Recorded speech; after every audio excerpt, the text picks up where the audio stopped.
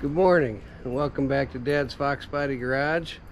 Today is going to be a little bit different episode. We're going to be taking a road trip down to Indiana. We have going to be going to a race, dirt track race. I've never been to one of those before, but I just wanted to make a quick video before we hit the road and show you a couple things we managed to pick up this week because of last week's merch sales. Did really well last week. Got some stainless steel 2.5 inch tailpipes, which is what we were wanting. Also got some hangers, and it was my birthday last week, and my buddy Kevin got me this rear end cover here. Has the pushers on the back of the I guess they go on like the bearing journals to help reinforce the rear end. So we got that too. So probably be moving that to Calypso, even though we do have a chrome one on. We can move the chrome one over to Stormtrooper. But that's it for now. I'll catch you up once we're at the race. Thanks for watching. Well, we made it back from Indiana. Unfortunately, I forgot to take the GoPro to the race, but we did manage to get some video on our phones, so I'm going to follow up and insert that, and I had some still pictures after this, a little bit here. What a neat place. It was Anderson Speedway. They had the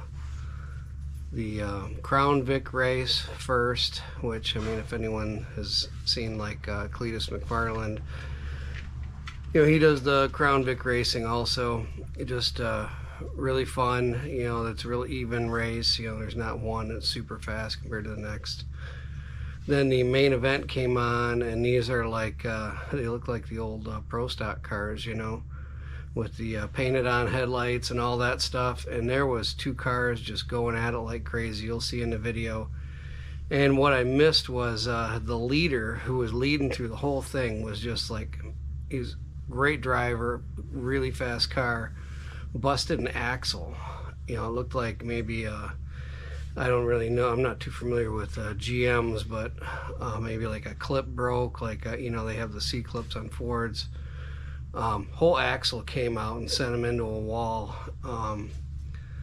So it took him out of commission, but ended up the guy that was in second ended up going on to win the race. So really cool. Hope you guys enjoy the little short clips I got. But yeah, I'm gonna put those right after this.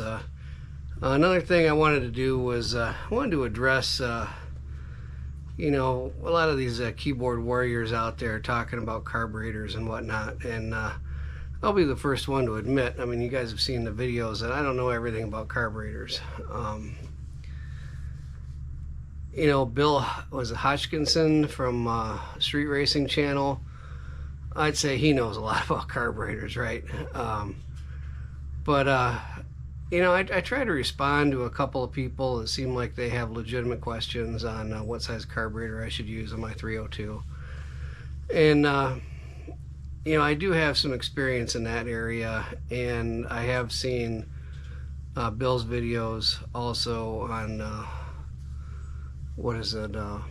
Old Man's Garage. And he has the same opinion as I do.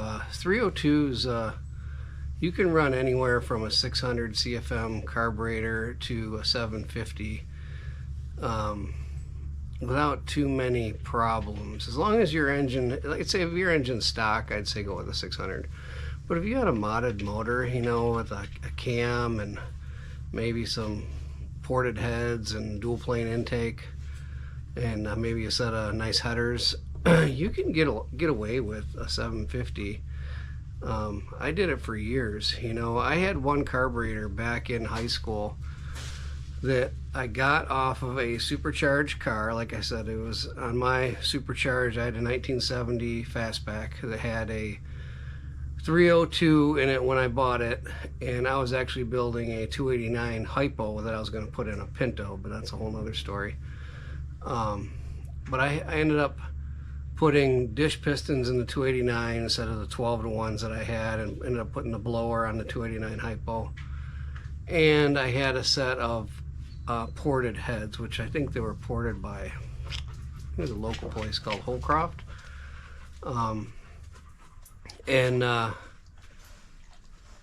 You know, the carburetor ran awesome, right? So eventually that engine, we pulled it out of that car. I mean, back in high school, I must have had that engine in 4 or 5 cars. You know, it would come out of one, go into another, get raced, or, you know, we actually put it in a buddy's car for 6 months or something like that.